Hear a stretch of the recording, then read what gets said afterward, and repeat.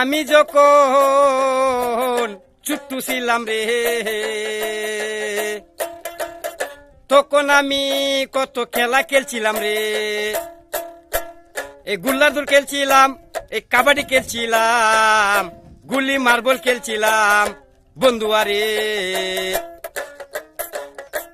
যখন আমি ছোট্টু ছিলাম গো, যখন আমি ছোট্টু ছিলাম রে, তখন আমি কত খেলা খেলছিলাম রে। এই গুল্লাদুর খেলছিলাম, এই কাবাডি রেডি মার্বল গুলি খেলছিলাম,